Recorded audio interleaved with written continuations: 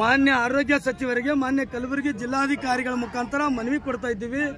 ನಾವು ಇವತ್ತು ಪ್ರತಿಭಟನೆ ಮಾಡಿ ಮನವಿ ಕೊಡ್ತಾ ಉದ್ದೇಶವೇನೆಂದರೆ ಇಡೀ ಕರ್ನಾಟಕದಾದ್ಯಂತ ಸುಮಾರು 2 ಲಕ್ಷ ಮೇಲ್ಪಟ್ಟು ಕೂಡ ನಮ್ಮ ಗ್ರಾಮೀಣ ವೈದ್ಯರು ಹಳ್ಳಿ ಜನರ ಸೇವೆ ಮಾಡ್ತಾ ಇದ್ದಾರೆ. ಅದರಲ್ಲೂ ಗ್ರಾಮೀಣ ಜನರಿಗೆ ಬಡ ಜನರಿಗೆ ಏನದ ಒಂದು ದೇವರ ಸ್ವರೂಪ ದೇವರದಲ್ಲಿ ನಿಂತಕ್ಕಂಥ ಸೇವೆ ಮಾಡ್ತಾ ಇದ್ದಾರೆ. ಇವತ್ತು ನಾವು ಮೀಡಿಯಾದಲ್ಲಾಗಲಿ ಬೇರೆ ಪತ್ರಿಕೆದಲ್ಲಾಗಲಿ ನೋಡ್ತಾ ಇದ್ದೀವಿ, ಸಾಮಾಜಿಕ ಸೋಷಿಯಲ್ ಮೀಡಿಯಾದಲ್ಲಿ ಪ್ರತಿಯೊಬ್ಬ ವೈದ್ಯರ ಮೇಲೆ ಇವತ್ತು ರಾಜ್ಯ ಸರ್ಕಾರ ಗಂಭೀರವಾಗಿ ಏನದ ಅವ್ರ ಮೇಲೆ ಒಂದು ಕಿರುಕುಳ ನೀಡ್ತಕ್ಕಂಥ ಕೆಲಸ ನಡೆಸಿದೆ.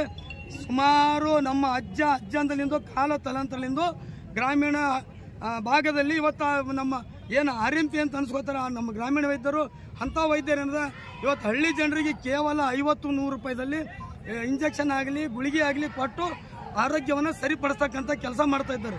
ಇವತ್ತು ಸಿಟಿಯಲ್ಲಿ 400-500 ಫೀಸ್ ತಗೊಂಡು ರಕ್ತ ಆಯ್ಕೆ ಪರೀಕ್ಷೆ ಮಾಡಿಸಿ ಸ್ಕ್ಯಾನಿಂಗ್ ಎಲ್ಲ ಬರೆಸಿ ಸುಮಾರು 3-4 ಸಾವಿರ ರೂಪಾಯಿ ಜನರ ಖರ್ಚು ಮಾಡ್ತಕ್ಕಂಥ ವ್ಯವಸ್ಥೆ.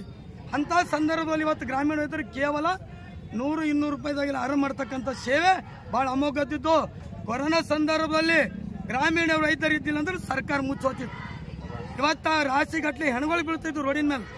ಯಾಕಂದ್ರೆ ಖಾಸಗಿ ಆಸ್ಪತ್ರೆ ಆಗಿರ್ಬೋದು, ಸರ್ಕಾರಿ ಆಸ್ಪತ್ರೆ ಆಗಿರ್ಬೋದು, ಕೊರೋನಾ ಸಂದರ್ಭದಲ್ಲಿ ಆಕ್ಸಿಜನ್ ಸಿಗ್ತಿದ್ದಿಲ್ಲ, ಬೆಡ್ ಇರ್ತಿದ್ದಿಲ್ಲ.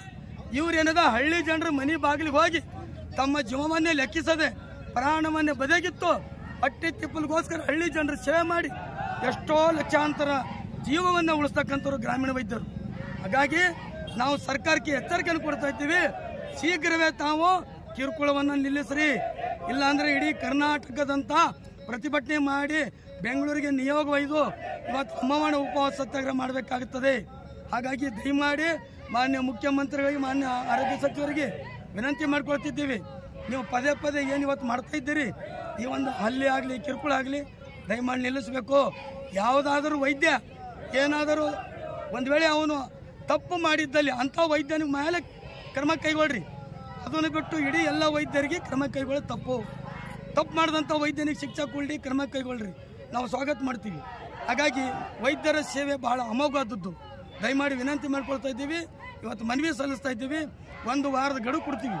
1 ವಾರದ ನಂತರ ಅಲ್ಲೇ ಮುಂದುವರೆದ್ರೆ ಬೆಂಗಳೂರಿನಲ್ಲಿ ಫ್ರೀಡಂ ಪಾರ್ಕಲ್ಲಿ ಅಮ್ಮವಣ ಉಪವಾಸ ಸತ್ಯಾಗ್ರಹ ಮಾಡ್ತೀವಿ ಅಂತ ಹೇಳಿ ಬಸ್ತಾ ಇದ್ದೀವಿ. ಸರ್ಟಿಫಿಕೇಟ್ ಇಲ್ಲದೆ ಹಳ್ಳಿಯಾಗ ಹೋಗಿ ಡ್ಯೂಟಿ ಮಾಡ್ತಾರೆ ಸರ್, ಇದು ಅಂಥವರಿಗೆ ಮಾಡ್ತಿರ್ಬೋದು. ನಿಮ್ಮ ಮಾತು ಒಪ್ಕೋತೀನಿ ಸರ್. ಸರ್ಟಿಫಿಕೇಟ್ ಹಿಂದೆ ಹಿಡಿದು ನಾನು ಕೇಳ್ತೀನಿ, ಸರ್ಟಿಫಿಕೇಟ್ ಇಲ್ಲ ಅಂತ ಇಲ್ಲಿ ಒಪ್ಕೋತೀವಿ. ಯಾವ ವೈದ್ಯನ ಅನಾಹುತಲಿಂದ ಎಲ್ಲಾದ್ರೂ ಪ್ರಾಣ ಹೋಗ್ಯದ? MBBS MS ಕಲ್ತಂತ ಡಾಕ್ಟರ್ಸ್ ಕೂಡ ದವಾಖಾನೆಗೆ ಹೆಣ ಬಂದವು. ಡಿಗ್ರಿ ಕಲ್ತಂತ ಡಾಕ್ಟ್ರೇ ಹೆಣ ಬಂದವ. ಗ್ರಾಮೀಣ ವೈದ್ಯನ ಎಲ್ಲಿ ಸತ್ತು ಹೊಡೆದಂತ ಹೇಳಿ, ಗ್ರಾಮೀಣ ವೈದ್ಯ ಟ್ರೀಟ್ಮೆಂಟ್ ಅದು ಯಾರು ಸತ್ತು ಹೊಡಿತಾರಂದ್ರ ಬಂಗಾಳಿ ನಕಲಿ ವೈದ್ಯರು ಸಿಕ್ಕಾಪಟ್ಟಿ ರೊಕ್ಕ ವಸೂಲಿ ಮಾಡ್ತಾರೆ. ಬಂಗಾಳಿ ವೈದ್ಯರ ಕೈ ಮೇಲೆ ಏನಾದ್ರೂ ಆದ್ರೆ ಬಂಗಾಳಿಗೆ ಓಡುತ್ತಾರೆ. ಸೋಲಾಪುರ ಡಾಕ್ಟರ್ ಅಂತ ಸುಳ್ಳು ಹೇಳ್ಕೊಂಡು ಇಲ್ಲಿ ಯಾರ ಅಂಥವ್ರ ಮೇಲೆ ಕ್ರಮ ಕೈಗೊಳ್ರಿ. ನಾವೆಲ್ಲ ಕನ್ನಡಿಗರು, ಕನ್ನಡದ ನೆಲದಲ್ಲಿ ಹುಟ್ಟುಕೊಂಡು ಕನ್ನಡದ ಅನ್ನ ತಿಂದು ಕನ್ನಡದ ನೀರು ಕುಡಿದು ಕನ್ನಡ ತಾಯಿ ಸೇವೆ ಕನ್ನಡಿಗರು